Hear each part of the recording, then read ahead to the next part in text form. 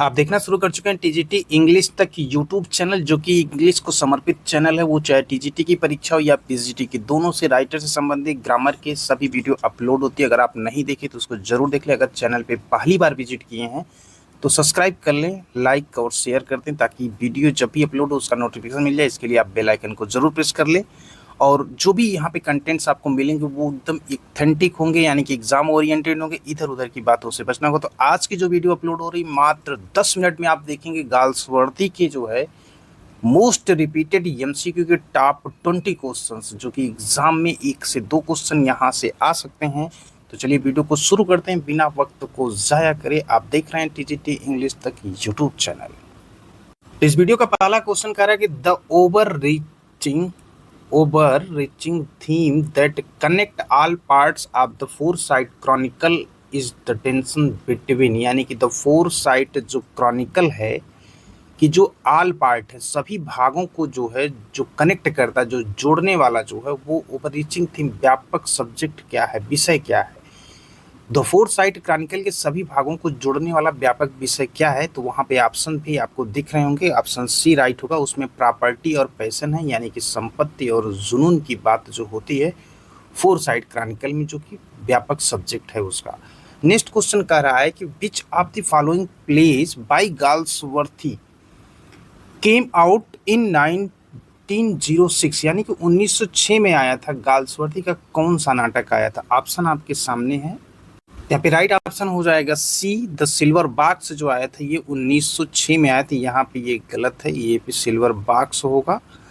तो right option C हो जाएगा। नेक्स्ट क्वेश्चन करेंगे, the novel The Country House focus on the life within a, यानी कि जो गाल्सवर्दी के द्वारा वर्क किया गया उसमें कौन से वर्क से कौन सा क्वेश्चन बन सकता है। कुछ इस टाइप की ये टॉप 20 क्वेश्चंस आपको देखने को मिलेंगे। तो अगले में पूछ रहा है कि जो उपन्यास था, जो कंट्री हाउस, वो फोकस जो किया गया था on the life within a, यानी कि जीवन पे जो केंद्रित था उपन्यास द कंट्री हाउस, वो किसके। तो यहाँ पे जो ऑप्शन आपके सामने है वो उस पर आपको बताना है। तो राइट ऑप्शन जो होगा वो सी वाला होगा। यहाँ पे दिया गया ग्रैंड इंग्लिश कंट्री एस्टेट, यानी कि राइट ऑप्शन सी होगा। क्वेश्चन नंबर 4 करेंगे, the theme of old order changing to new, यानी कि पुराने आदेश को नए में बदलना, is very prominent in which of Galsworthy major work.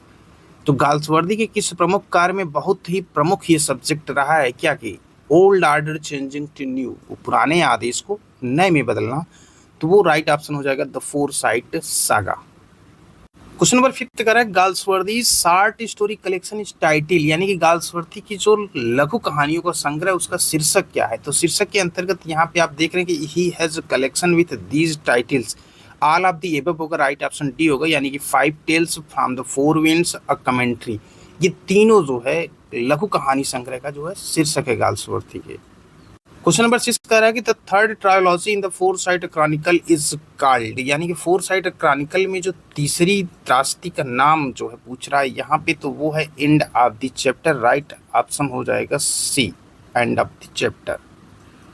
Question number 7 करें, the final novel is the Forsyte Saga trilogy original trilogy, यानी कि जो द फोरसाइट सागा ट्रेजेडी है ये मूल रूप से ट्रेजेडी में अंतिम उपन्यास है। कौन सा? Too late. Option A. Which character in the main of property views everything including his wife as a property? यहाँ पे क्वेश्चन पूछ रहा है कि द मैन ऑफ प्रॉपर्टी में कौन सा ऐसा करेक्टर है जो अपनी पत्नी इंक्लूडिंग हिज वाइफ हर चीज को संपत्ति के रूप में देखता है। तो वो करेक्टर जो है कौन सा है? Soames Forsyte. Option number C right होगा।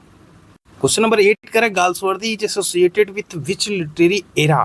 तो गाल्सवर्दी जो यहाँ पे किस साहित्यिक युग से जो है वो जुड़े हैं, तो वो है एडवर्डियन। Option number B.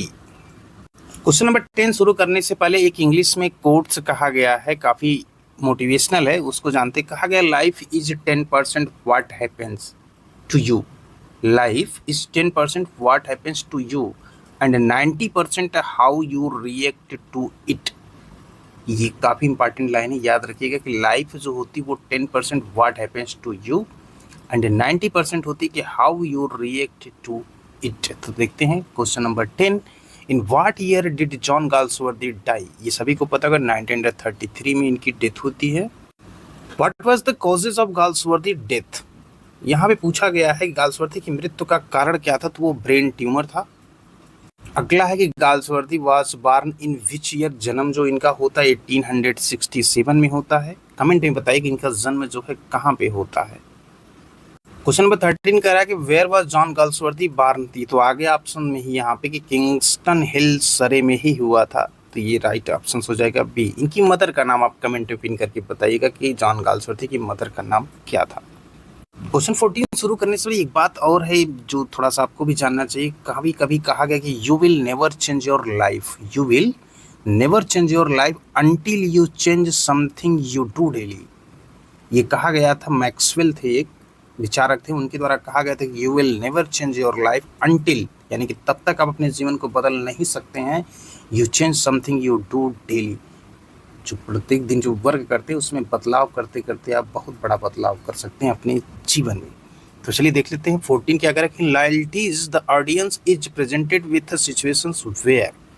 14 में ये कह रहा है कि लॉयल्टीज जो है वो दर्शकों की ऐसी स्थिति से रूबरू कराया जाता है, वो कहाँ, वेयर, जहाँ। तो यहाँ पे राइट ऑप्शन कहा गया है B, social ties often outweigh ethical consideration, यानी कि सामाजिक संबंध अक्सर क्या होते हैं, नैतिक विचारों से ज़्यादा इम्पॉर्टेंट होते हैं। इसीलिए अभी आपको कोट वो सुना रहे थे कि you will never change your life until you change something you do daily. 15 में कह रहा है कि who is accused of the theft by De Levis, De Levis ने चोरी के आरोप जो है किस पर लगाया था, तो लगाया था कैप्टन रोनाल्ड डेंसी पे लगाया था, जो कि राइट ऑप्शन जो है 15 का वो सी होगा। क्वेश्चन नंबर 16 कह रहा है कि हु इज द यंग जिस man who is robbed in loyalties, यानी कि 16 में पूछ रहा है कि लॉयल्टीज में जो लूटा गए युवा यहूदी व्यक्ति कौन है। तो यहाँ पे जो व्यक्ति है उसका नाम है Ferdinand De Levis, option number A right होगा। एक कोट और याद आ रहा है, उसको भी जान लीजिए कि success is knowing your purpose in life, success is knowing your purpose in life, growing to reach your maximum potential and sowing seeds that benefit others. बहुत इंपॉर्टेंट है कि success is knowing your purpose of life होता है, growing to reach your maximum potential होता है, and sowing seeds that benefit others. अब देखते हैं 17 क्वेश्चंस क्या कहता है। 17 में पूछा जा रहा है कि what happens to David Roberts wife Annie during the strike, यानी कि हड़ताल के दौरान जो डेविड राइट्स की पत्नी एनी को क्या होता है, तो वहाँ पे हो क्या जाता है कि she dies of prevention and hardship, यानी कि वो अभाव और कठिनाई से क्या होती है, मर जाती है। क्वेश्चन नंबर 18 देखते हैं, who is the inflexible chairman of the, अब यहाँ पे पूछा जा रहा है कि जो ट्रिनार्था है, Trenartha tin plate work in Strife, Strife में जो ट्रिनार्था टिन प्लेट वर्क्स का अध्यक्ष कौन है, इनफ्लेक्सिबल चेयरमैन कौन है, तो उसका नाम जो है जॉन एंथोनी है, जो कि राइट ऑप्शन बी है। क्वेश्चन नंबर 19 में है कि who is the defending council for folder in justice, यानी कि फोल्डर के जो जस्टिस में जो मतलब जस्टिस में जो फोल्डर के लिए बचाव पक्ष का जो है यहाँ पे डिफेंडिंग काउंसिल यानी वकील कौन है, तो उसका नाम है mister Frome, right option B. Question number 20, question 20 शुरू करने से पहले एक बात आपको कहते हैं कि यहाँ पे एक चीज़ याद रखिएगा, जीवन जो होता है ना वो एक आईना है, ये वही दिखाता है जो आप देखते हैं। कहते हैं कि असफलता के डर को अपने सपनों के बीच बाधा मत बनने दें, असफलता के डर को अपने सपनों के बीच में बाधा न बनने दें, बल्कि उसे अपने सफल होने की प्रेरणा बनाएं। इसीलिए कहते हैं कि जीवन एक आईना है, ये वही दिखाता है जो आप देखते हैं। तो टीजीटी इंग्लिश तक भी जितने भी क्वेश्चन पढ़े हैं उसको आप नोट डाउन करते हैं, सीरियसली उसको लेते हैं, तो आपका बेनिफिट जो एग्ज़ाम में देखने को इसका मिलेगा। और एक एक क्वेश्चंस पे रिसर्च के साथ आप तक पहुंचाया जाता है ताकि उससे आप एग्जाम में रूबरू हों। आज की वीडियो के जो गाल्सवर्दी के टॉप 20 क्वेश्चंस के लिए लास्ट क्वेश्चन है 20, इसको देखते हैं कि वो does falter commit the forgery, यानी कि एक एक पात्र से संबंधित जो इम्पॉर्टेंट वर्क है उसका भी डिस्कस क्वेश्चन में किया जाता है, ताकि इससे भी क्वेश्चन अगर आए तो आपके गलत न हो। तो फाल्टर जो जालसाजी करता है वो क्यों करता है, तो जालसाजी करने का सबसे वजह था क्योंकि उसे भागना था, किसके साथ, रूथ हनीवेल के साथ जो उसे भागना था। तो यहाँ पे राइट ऑप्शन हो गया to skip with Ruth Honeywill. तो यहाँ पे ये बहुत ही ईमानदारी के साथ अच्छा काम करता है, क्योंकि किसी के जीवन में अगर कोई ऐसा डिसीजन ले रहा है उसके बाद वो पेश होकर अपनी सफाई दे रहा है तो उसे गलत नहीं कहा जाए। तो कहीं ना कहीं उस समय के सोशल इशूज़ में ये चीज़ें थीं और ये अनवरत चलती रहेंगी। इसमें बदलाव की उम्मीद अगर कोई करे तो बहुत ही कम है, और ऐसा होना भी नहीं चाहिए, क्योंकि एक दूसरे के स्वतंत्रता और सोचने के जरिया जो है वो सामाजिक हो, नैतिक हो, तो उसे कोई रोक नहीं सकता। तो यहाँ पे रूथ हनीवेल के साथ भागने के लिए वो क्या करता है कि जालसाजी करता है, वो चेक पे जो है बनाता है, बाद में फिर उस चीज़ को वो ऐसा शो करता है कि हमने ऐसा इसीलिए किया था। तो कहीं ना कहीं एक मैसेज ये दिया गया था गाल्सवर्दी महोदय के द्वारा कि जो है समाज में इस तरह की घटनाएं तब भी थी, वो ड्यूरेशन था 18 का पीरियड था। तो इसीलिए कहा गया कि जीवन एक आईना है, ये वही दिखता है जो आप देखते हैं। तो हमेशा जो है मोटिवेट रहें। एग्ज़ाम के डेट जो है वो आपको बता दिया गया है, जो बताया गया उससे इतर न उतर एग्ज़ाम उसी टाइम पे होगा।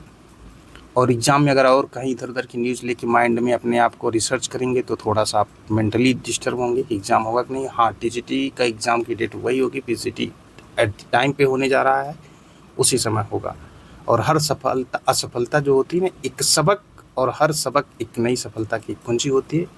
इन्हीं शब्दों के साथ इस वीडियो को यहीं पे करते हैं स्टॉप। मिलते हैं एक अगली मोस्ट इंपॉर्टेंट वीडियो के साथ टीजीटी इंग्लिश तक यूट्यूब चैनल के प्लेटफॉर्म पे।